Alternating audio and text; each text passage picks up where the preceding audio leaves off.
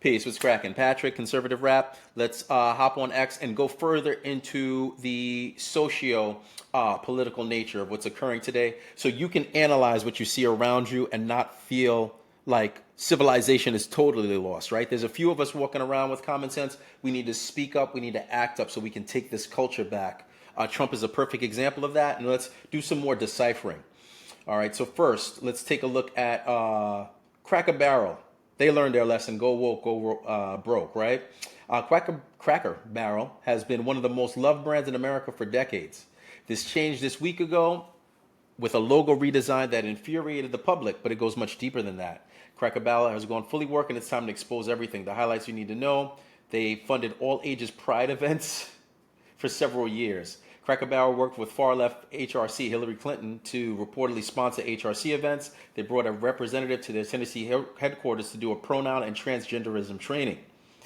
Cracker Barrel worked with a group called Connection Americas as part of their DEI efforts.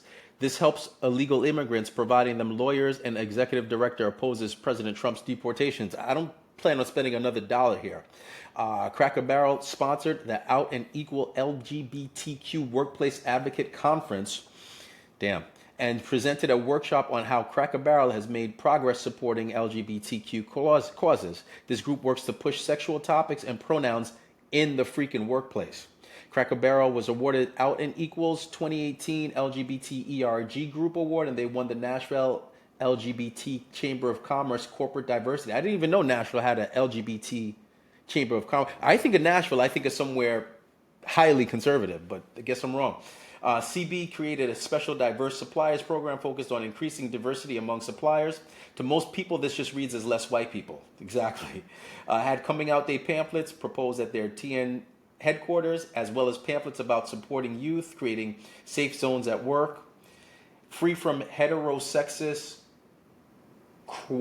core-gendered comments and actions. X will downrank my post if I spell that word out. I see. If you said anything activist that would describe as heterosexist, then you were told that you'd be educated by the group. This goes on for a long time. I didn't realize this was this long. I give everyone permission to use my video and what we found to make your own content. You can rip this, clip this, make your own content, etc. You can even monetize my video. Just get this information out so everyone we know. We have the power to take things back as consumers. Every company needs to get this message to end now. If you support the movement, then subscribe to my X page, etc. And he's exactly right. This is 15 minutes long, so we won't get into too much detail. But let's take a quick listen at the, I see this is his intro, so let's maybe not go too in depth.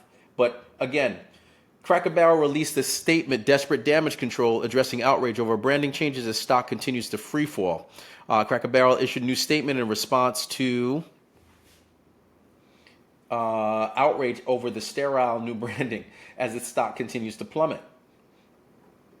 A statement titled "A Promise to Our Guests" was posted to Facebook on Monday morning. The restaurant chain, long beloved for its traditional American charm, faced a storm of criticism after unveiling a modernized logo that ditched iconic elements like the barrel and the Old Country Store tagline. Where they thought they would go with this befuddles me.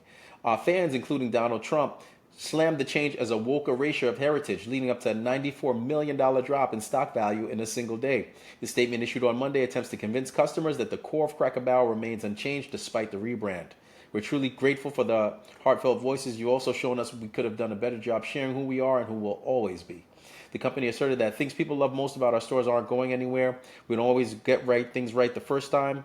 While Cracker Barrel claims it's listening to its guests and employees, many on social media have said they view the statement as a half-hearted apology when they actually want is a reversal.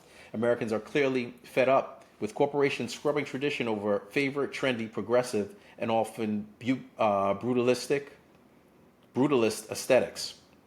And I think this gentleman on X said it correct.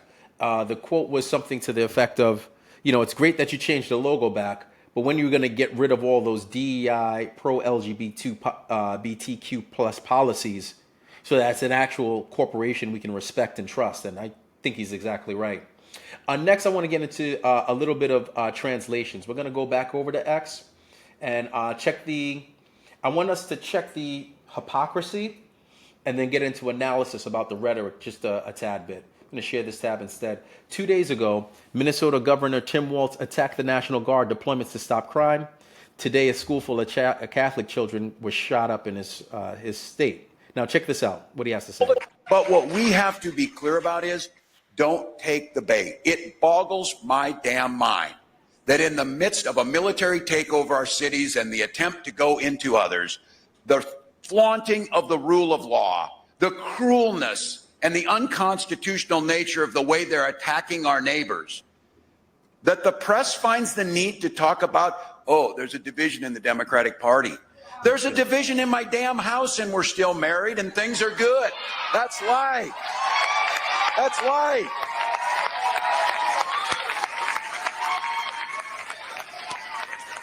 We are strong. We are strong because we challenge each other. We are strong because we're held accountable. We're strong because we believe that there's a place for everyone here. Think of how easy it would be to be a damn Republican. Oh, what should I wear today? This stupid freaking red hat. What should I say today? I don't know. Just make sure it's cruel. Who do we listen to? That guy. Oh, the felon in the White House? Yeah, listen to him and that will be fine. Now he's... Yeah, so this is fascinating to me. This is what we would call rhetorical devices. And I myself, I study rhetorical devices in order to produce content. The fundamental logic of his argument is flawed, and he cited zero facts. But again, if you have wordplay tools, you can actually rile people up and use emotionalism to get them involved. Comparing the Democrat Party to a marriage and the split between the hyper-progressive pro-Palestinian radicals and the traditionalist, let's say more moderate libertarian-esque Democrats, comparing that to a marriage is so fundamentally flawed that it's asinine. It's definitely a marriage headed for explicit divorce. And the two wars, these two factions within the Democrat Party, they're so fundamentally divided that it's unsustainable. He also made a comment about it being easy to be a Republican because they're all united. Unification is a signal of strength. And to propose that there aren't any significant, robust, thorough debates within Republican or conservative circles is also a bastardized simplification of your enemy. I think he needs to point up. I think people are smart enough to see through arguments like that. And again, after he did that whole speech criticizing the National Guard, it showed he can't even protect the citizens that are under his foray. What do you think? Feel free to like, comment, subscribe, share. And again, check me out at ConservativeRap.com for more content like this. Thanks and take care.